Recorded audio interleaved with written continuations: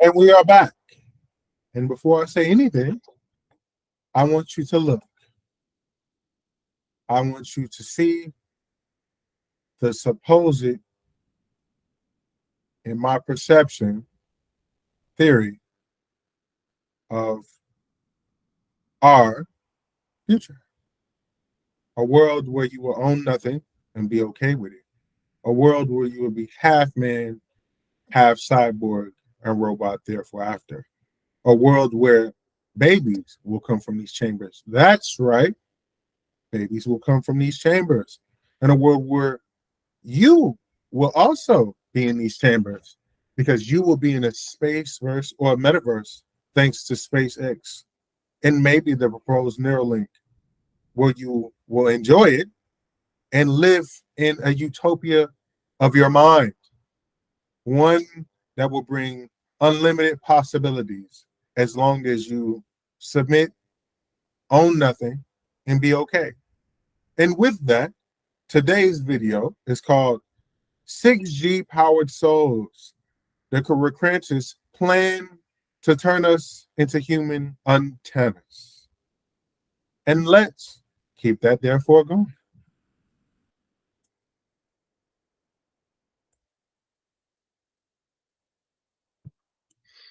It says scientists say human body can power 6G devices in the future. And here's how. Could the human body be used to power technologies of the future? Scientists think that's possible. Researchers from the University of Massachusetts Amherst have found that the human body could be used to harvest waste energy and then used to power technology of the future. The researchers said that the human body can be used for 6G and the next generation of wireless communication. While many countries are far behind in terms of 5G implementation, the next generation, 6G, is about to be 1,000 times faster than 5G offers. The high speeds are being attributed to 6G owning the development of visual light communication, VLC, a kind of wireless fiber optic network, as reported by Interesting Engineering. VLC works like radio signals, except it uses light from LEDs to perform this job. The LEDs that are commonly found in homes and public places emit a side channel frequency. The radio waves essentially constitute an energy link that could be used to make VLC devices work. Researchers set out to develop an antenna that would collect this leaked energy, build copper wires, and the antennas would be able to increase the energy collection when it was used with another object. Something interesting happened at this point. The team of researchers have found that energy collection was at its highest when the coil was in touch with the human body. The scientists have decided to wear the coppered wire like a bracelet or on the upper forearm, provided the right balance of energy collection and wearability. Such devices, researchers say, could change wearables forever. I want you guys to pay attention to the title. Pay attention. These are answers to the test of life coming in the future. In this article, it says scientists say the human body can. And in this article, it says scientists want to use the human body as an antenna to power 6G. And this article was in January 6th of this year. It says the future of 6G telecommunications, sorry about that, may come from visible light communication. Researchers at the University of Massachusetts Amherst believe that using humans as part of the antenna system provides efficient way to cut energy.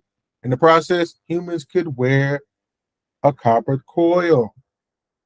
It says, we don't know yet exactly how 6G wireless technology will work, but from the University of Massachusetts believe that human wireless antenna for power of 6G might be the most valuable access. So that means more than likely to produce excess energy that would otherwise be wasted. In an ever-present effort to speed up the exchange of information, scientists have begun investigating the visual light communication, which is basically a wireless value of fiber optics, which uses the light to transmit information, uses glitter, adding VLC to 6G inspired team to dig deeper. First, some background on 6G as a refresher. 5G, which is considered the fifth and most recent generation of cellular broadband networks, is still in its infancy. True 5G operates in milliwave frequencies between 300 and 300 gigs, which is 10 to 100 times faster than 4G. Some cell phone providers, however, cheat by claiming that upper end of 4G is 5. These cellular generations are defined by a global partnership 3-app. Given the never-ending history of technology, it is inevitable that the 5G will be replaced by its new network in the future. And it has not yet become clear what 6G will be. Meanwhile, scientists in UMass find human bodies can play a key role in making VLCs more efficient by using the bodies as a copper coil to capture the waste of energy from VLCs. Now, we go from there. Let's play a video. May not be able to hear the sound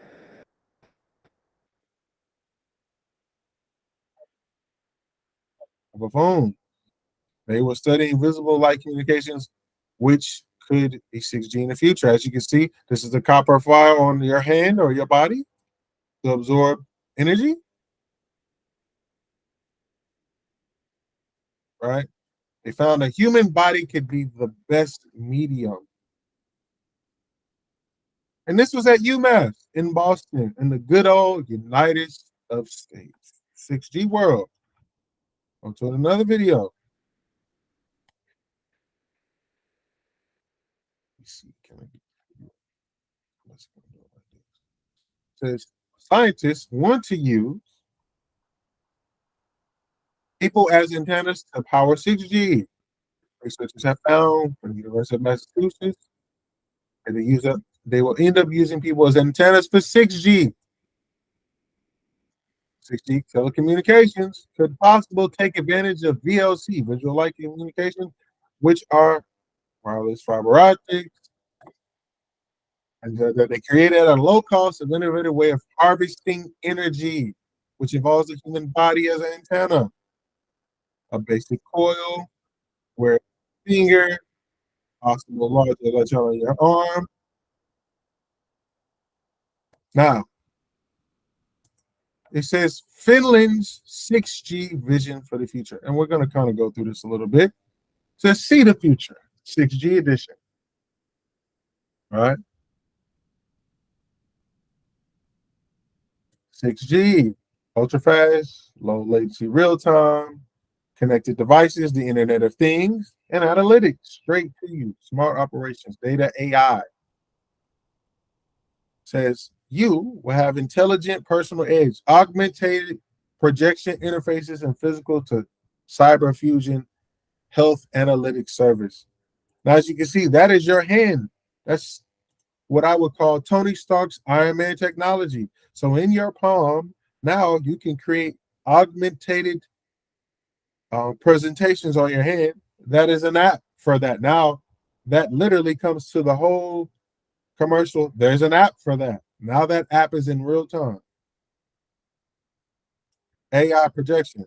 You can do your blood sample, right? Smart clothing and environment. Now you can present just like in Iron Man. You can now pull up stats and data from your augmented reality 6G connection built off of your energy. To super functional products, multidimensional technologies. Now you can use this to call and have meetings. So I'm having this on this computer. You can have it in thin air. All right. Now, when you drink a water bottle, it's now on the water bottle. This water bottle has augmented stats, the temperature, right? Biodegradable, right? What's in it, the hydration, anything of that nature. Now we have this on the streets. These things now are pop up on the streets while you're driving and in your car, if you can use one. Smart cities. Here we go again. Sustainable development project, people. Massive scalable systems, artificial intelligence, the Internet of Things, which will probably be connected through IOTA and Quant, but you didn't hear it from me. And other technologies such as Chainlink and a couple others, actually. Right? Personalized surfaces. Has printed electronic fuse with IoT, the Internet of Things, AI, wireless service offering conceptual applications. Now you will see this on your buildings, on your applications, anything like that. All right. Autonomous ports, was it bio cybernetic identity? This will be, uh, world coin, unicorn coin, a couple of them, maybe XRP, a couple of things. Again, this is for entertainment and jokes purposes. Ha ha ha! I'm laughing. Um, an all-out digital utopia, right? Smart screens, and these showing you that says how will 6G change our lives? June 6, 2040. It's windy 4 degrees. It said between the year of 2030 to 2040 will be 6G era. She calls it Internet of Think of 6G, brand innovator, Kimberly Parsons. Don't know her. She says what you expect is through the absolutely high connectivity of energy for everything and everyone truly worldwide, so that areas are not covered at the moment. We have full coverage that will be able to use for applications in autonomous driving, things such as remote healthcare, remote reasons. Remember, AI is coming up. Elon Musk with Tesla is creating the autonomous driving trucks. All humans are all connected, but also the rest of the world will have connectivity and will change our lives. Now, let's go back to something I posted earlier. This is the artificial womb facility, right? This company is creating babies in our artificial chambers. This is projections. It says 30,000 babies per year, artificially created by Avichalite, by Hasim Agun. Avichalite allows infertile couple to conceive a baby and become truly biological parents of their own offspring. It is a perfect solution for women who have had their uterus surgically removed due to cancer and other complications. With the vitrolite, premature birthing, C-section becomes a thing of the past. Oh, is that why they're creating that? Here is it again, right?